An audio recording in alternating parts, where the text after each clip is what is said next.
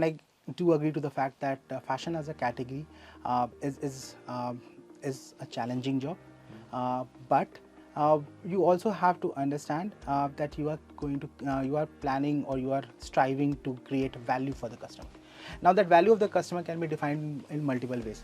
It's about how do you create a differentiation at scale.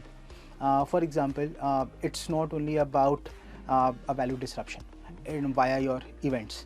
You also have an option of or how you layer it with aspiration, you layer it with upgrade, for example, you layer it with transformation. This is what the customer, for example, needs, and you layer it with that bit. There are other aspects to it, like for example, you offer plethora of selection.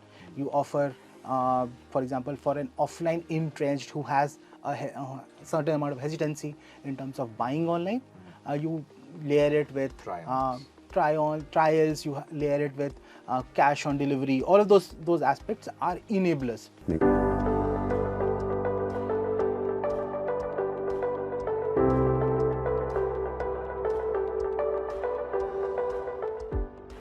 Hello and welcome to the HT Brand Leadership Series, a series of conversations that happen with the country's best, country's brightest marketing leaders who come here and share their insights and strategies that have helped shape their stories.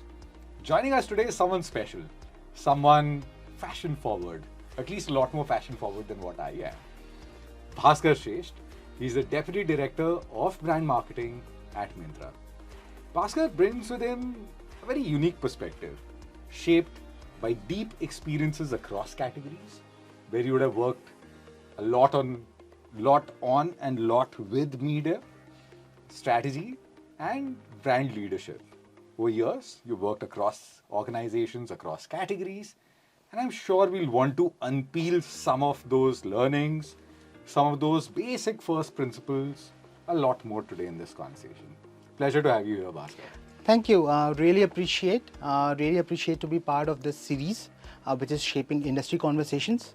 So yeah, I'm glad.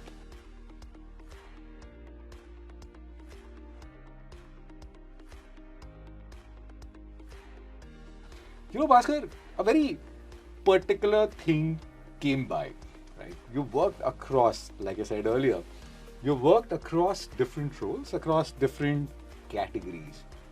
And a lot of these experiences would have helped shape how you look at consumers today. What has that change been? Let's speak about it for a moment. No?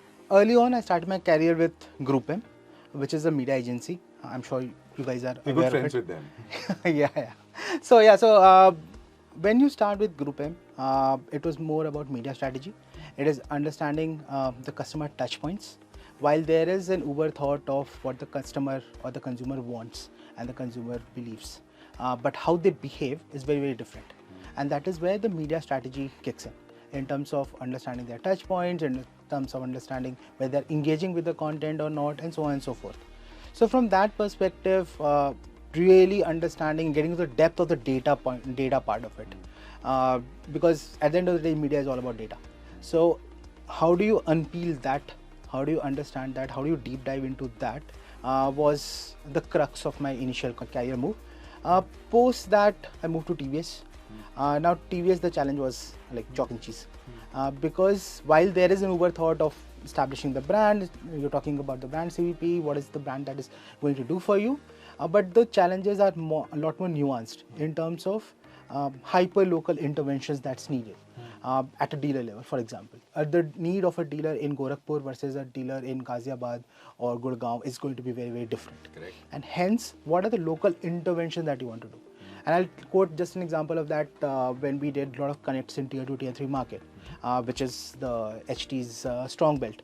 And we did a lot of these interventions in terms of, and I'm talking about a decade back, right? So when all of these pieces were a bit of novelty, where we created a cinematic experience, a mall kind of an experience, which a lot of these tier 2, tier 3 belts had not seen, had not witnessed.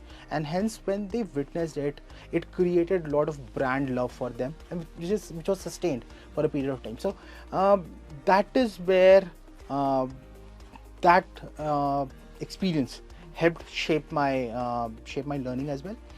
And then I moved to Flipkart and now in Myntra. And e-commerce is very, very different. It's all real time. You understand what is happening, how the consumer is responding to your strategy, your principles, whether they are connecting with your content or not. And you can pivot real time. There's a lot of optimization that is there. It is all data part of it is all the more intense compared to the other players. The lead time is not that long, and there are lesser or fewer macro micro influences that's there when it comes to e-com. So yeah, so that's where I think these experiences helped shape my view.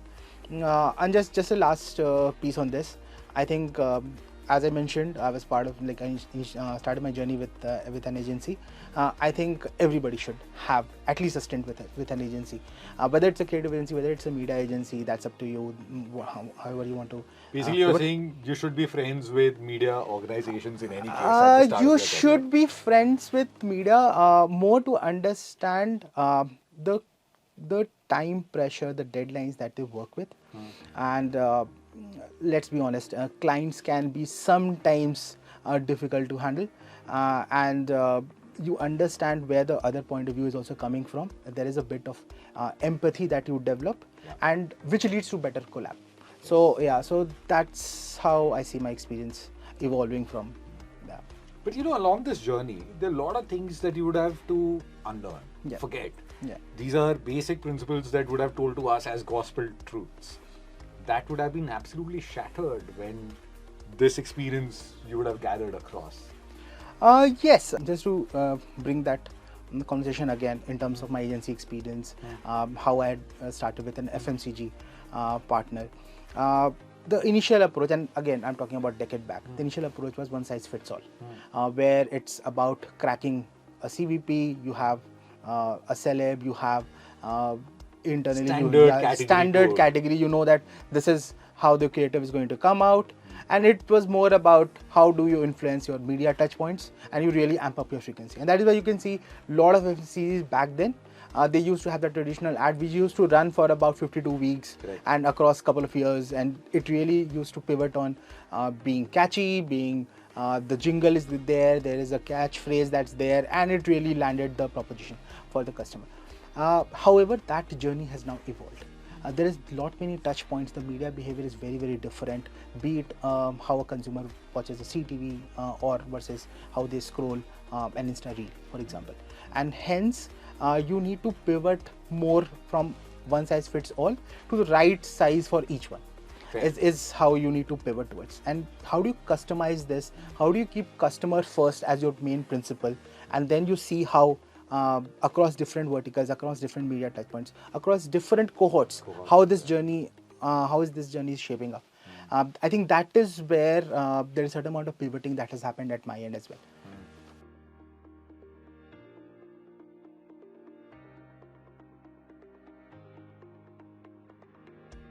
And I'm sure it would have been a very enriching journey. Yeah. And in the current category that you're at, you have to admit, sorry, I'm not that fashion forward.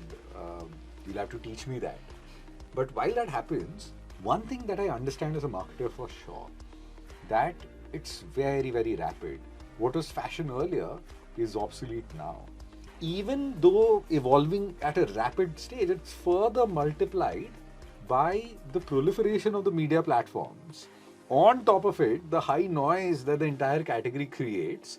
On top of it, the high frequency that all of the e-com players are entering this market into.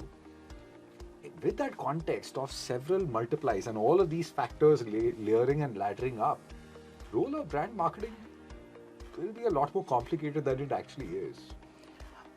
Yes, and I do agree to the fact that fashion as a category is a challenging job, but you also have to understand that you are going to you are planning or you are striving to create value for the customer. Now that value of the customer can be defined in multiple ways. It's about how do you create a differentiation at scale. For example, it's not only about a value disruption via your events. You also have an option of, or how you layer it with aspiration. You layer it with upgrade, for example. You layer it with transformation. This is what the customer, for example, needs, and you layer it with that bit. There are other aspects to it, like for example, you offer plethora of selection. You offer, for example, for an offline entrenched who has a certain amount of hesitancy in terms of buying online, you layer it with trials, you layer it with cash on delivery. All of those aspects are enablers. How do you layer that as your core principle? How do you define what are the motivators, what are the barriers, what are the challenges that this customer is facing? What is the consumer tension that this brand is resolving for you? All of those pieces, as and when they get layered together, the bundling of it, that is where we are striving for. That is what we are striving for in terms of resolving for the customer. And once you do that, there is a certain amount of affinity that will get built. That is what. Bhasker, let's get a bit deeper into this conversation. Huh? Sure. You spoke fabulously at the complexity. Yeah. When you spoke of that complexity, you spoke of consumer tension that the brand is resolving. Yeah.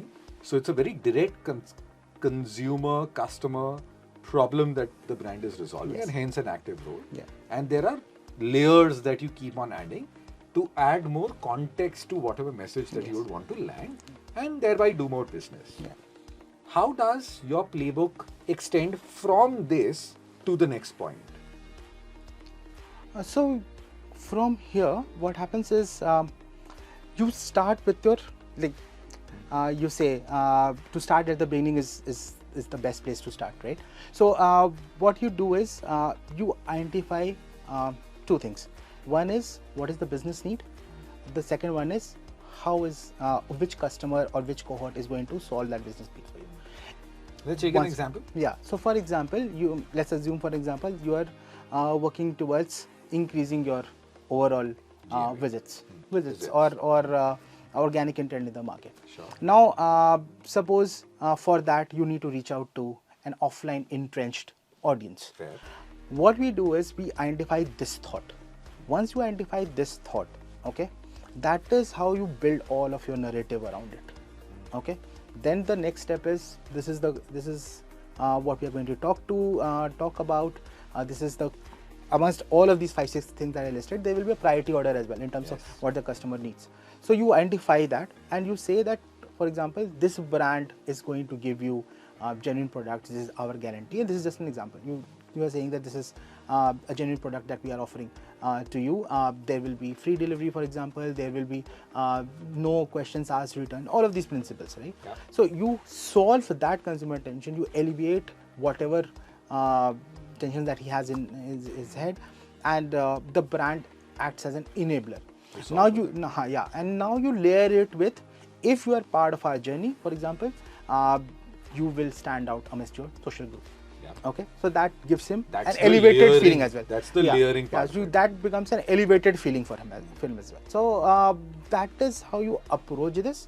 And then the last bit of it is what is the touch points, whether it's print skewed, for example, audience, or is it somebody who is more into CTV behind a paywall. All of those conversations comes into the picture, and you layer that with this consumer thought, this consumer hook, but at what touch point and how do you tailor it for that touch point. Why do I get a feeling that, Bhasker, this response of yours is pretty much a 4-year MBA put together in like 2 minutes flat? Thank you so much for doing that. Yeah.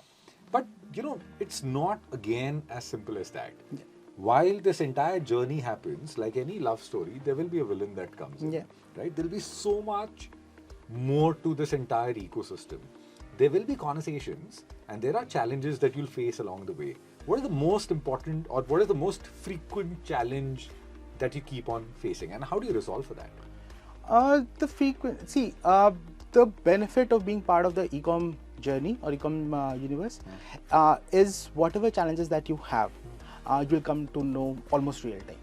Okay, so there is a pretty intense reliance on data, which is a very, very critical part of the strategy.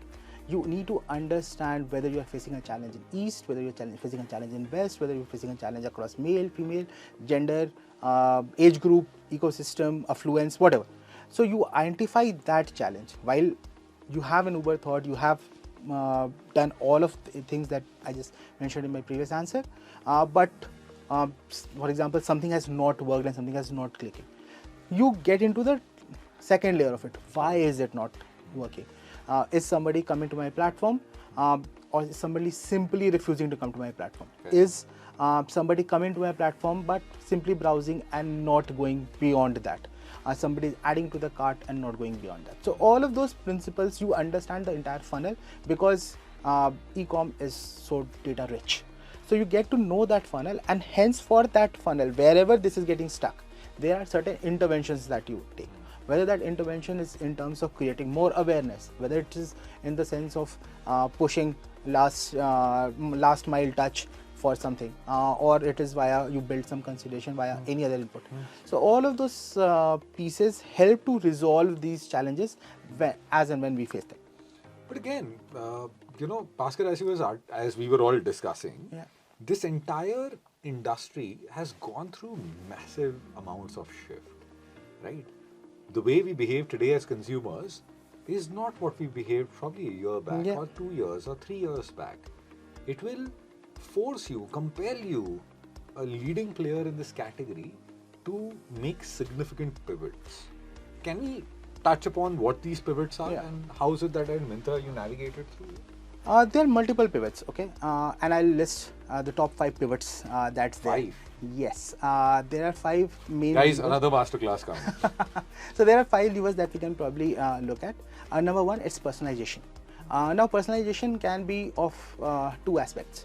One is what you are offering on the app, in terms, and just take an example of, let's say, a beauty category, where you personalize the app basis a customer's behavior, customer's browsing behavior, customer shopping behavior, and you see how what kind of purchases that has been done before. There is certain amount of what kind of skin tone this particular makeup will suit, and whatever, and you make recommendation based on that. So that's one part of personalization.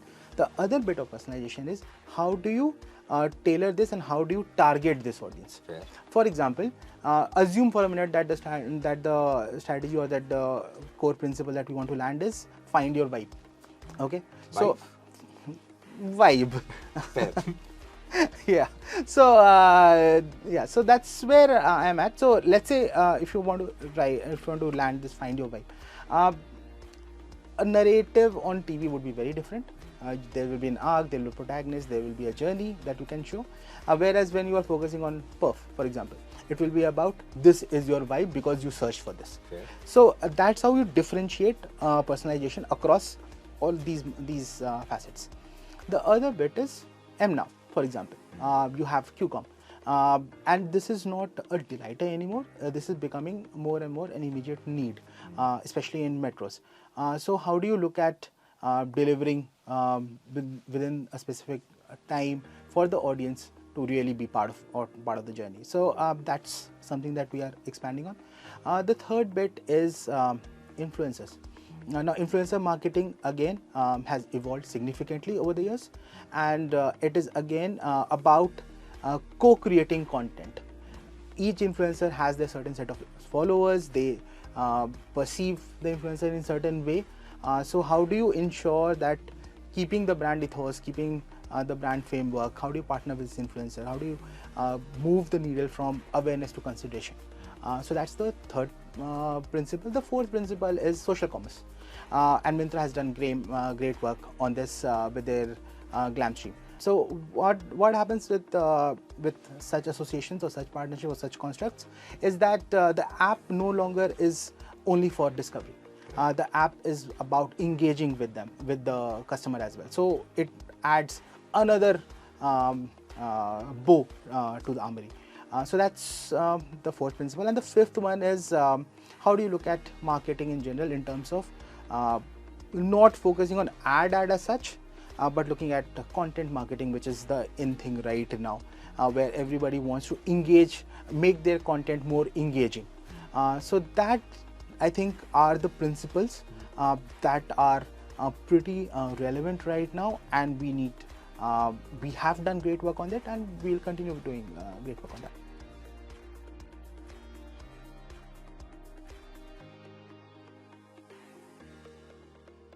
So building on these principles, let's spend time discussing a particular aspect. Yeah. KPIs and what is it that the business need that marketing delivers. It is an always on debate. Yeah. Marketing could be brand, performance, and all of that. We have all been a part of those conversations. We've had those tough calls. We've had to make some tough calls. And we've also at the same point of time had to convince a lot of people or get convinced ourselves that this is the immediate need state to solve.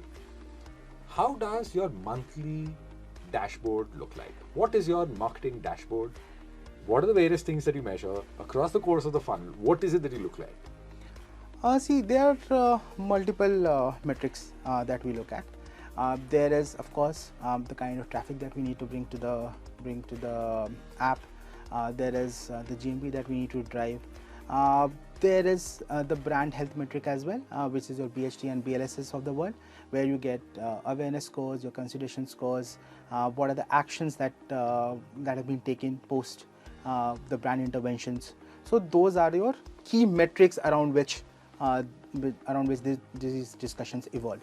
However, there are new metrics as well which are popping up, which is about what is the kind of engagement that you are driving, what is the kind of advocacy that you are driving, what is the kind of UGC content that you are able to drive, and those are really key metrics that we are looking at proactively on those fronts, because those are those clear indicators of stickiness. Those give you a fair sense of that this customer who has come to my platform will keep on coming to my platform because there is an engagement that is happening. There is an organic intent that we need to build, and that's the aim for every brand marketer, right? It's more about earned media rather than paid media. So those are the key metrics that we probably look at from a brand marketing perspective, and we strive to achieve those. Nice. But all of these, of course, while you did say brand matrices, the brand health tracks that you end up doing, the NPS scores that you'll probably deliver and land on, it's a balance between immediate business requirements that marketing enables and protecting the long-term part of it at the same point of time. It suddenly becomes a matrix, a very complicated one at that. The cohorts, then the kind of people, then driving these multiple layers of business, then long term, then mid term. How do you stay sane? So this is the cricket season, so let me draw a parallel there. You need a Sehwag with a Dravid. Your tactical campaigns are there. They will drive your CTA, they will drive your conversions, they will drive conversations. But you need a Dravid as well, which is a long-term brand building that you need to do, and both of these need to go hand in hand. What you really need to do is you need to strike balance. And when I say balance, it doesn't necessarily mean that it's all about just keeping the brand guidelines, the brand logo, the brand colors consistent. You need to be consistent in terms of the storytelling as well. And when I say consistent, it doesn't mean it's only about it's boring. Consistency means in terms of the framework, but how do you tailor it to different touch points while keeping the brand ethos is where I'm coming from. So you have codified this experience in a certain way. Yeah, not codified, but these are the best practices that we follow to deliver on all. What are some of these best practices? Okay, so some of these best practices would be if you have to look at organic intent that you need to build for your brand. Then, as I mentioned earlier, you need to really find which customer cohort is where I'm lagging at this point. Is everything good? Is there are certain challenges? Yes, there are certain challenges, and you identify those challenges in terms of the customer sentiments. Okay. Then you layer it with the consumer tensions that I had mentioned earlier. You layer it with the right comms, and then you layer it with your media touchpoints. So that's how it comes together. Yeah, that's how it comes together, and it leads to the business metrics that we are chasing. And if you recall, the first thing that I mentioned as my starting point was understanding the business problem. Yes. So yeah, so this brings the entire This is the conversation. virtuous cycle. Yeah, brings the entire conversation together of how you try and solve for it.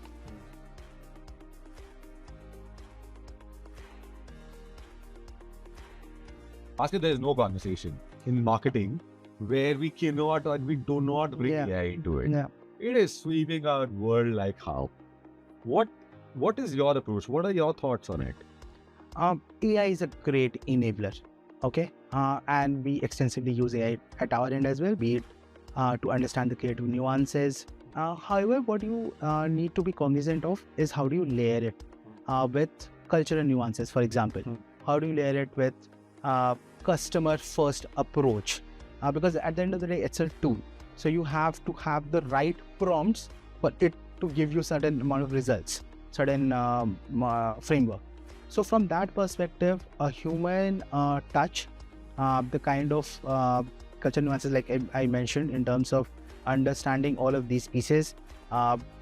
If you're automating your creators, for example, even then, how can you personalize it and add a layer of customer challenges as well? So I think those are the pieces that we need to be cognizant of in terms of implementing it. But yeah, as a tool, it's a great tool for us to resolve. It cuts down our timelines like anything, and hence, yeah, we are all in for it.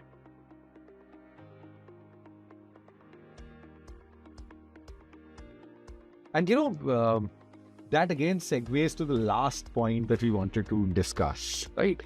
Whenever we do this, and as a consumer and a customer of Myntra myself, I know that you focused on sales and tactical and events that you've wanted to conjure many times, a bit too frequent to my liking and my wife's pleasure. How do you maintain a consistent brand voice across? Because these are separate set of events that keep on happening. You still have to be fresh, yet be consistent. What's that thing that you look at? So I'll just take an example of the last campaign that we did during the festive season. It was our BFF event. If you see the BFF campaign, you will see that while we did talk about value disruption, it wasn't about value disruption alone. It was about how can we make that creative relevant, relatable. How do you layer it with what Myntra stands for, and how can you make it customer first? And this is the same tonality that we have for our brand campaigns as well. So a sale campaign or an event or a tactical campaign cannot be in, or should not be ideally in silos. It needs to be an extension of the Uber brand thought and the principles that you have. It should not seem like there are two separate set of communication that is coming from the same brand. Okay, and that would create certain amount of dissonance from the brand, from a customer perspective as well. So, how do you make that consistency across the board? Is where the challenge is for a brand marketer, especially when somebody is handling A set of campaigns and somebody else is handling B set of campaigns. But as long as your Uber framework is sorted and the goal that you are chasing, which is this customer cohort with this Uber thought, I think that gets sorted in terms of. There's one more point of view that I have. It's an external one at that. Sure.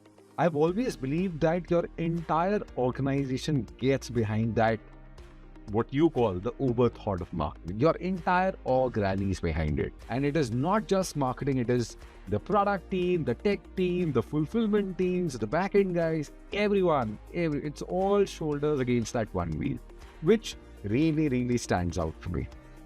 Yes, it's a collaborative effort. Everybody is putting in their best foot forward. Everybody is putting their hard work, and this is across teams, be it category, be it supply chain, be it platform, be it brand team, be it media. Everybody is working towards that one common goal, and only then you'll be able to succeed. While once in a while a batsman can score a century and can win you a match, but you'll only win the tournament when the entire team is working together. And I hope that's a segue to India wins the World. And of course we will. And I don't know about the World Cup, But I'll tell you what you guys are really winning. Every fashion game that comes through, you guys are really acing it and hitting it out of the park. So all the best for all the future championships and monthly sales that you will keep on winning in the category. All the best to you for that. Bhasker, thank you. And what a lovely conversation it has been. While I might have learned a thing or two about fashion, I still have a very long way to go. But what I really took out of this is a lot in marketing. What you detailed out with the framework that you follow, the KPI sets that you guys go behind, the 5-step process that you follow, it's all truly a brand of reckoning coming together to make this happen. And all of this while maintaining cultural resonance, local nuances being kept in mind, and with a very sharp focus on data and personalization. And for that, I only have to thank you. Thank you, Bhasker. Thank you. Really appreciate to be part of this journey and this discussion, and it was an enriching experience.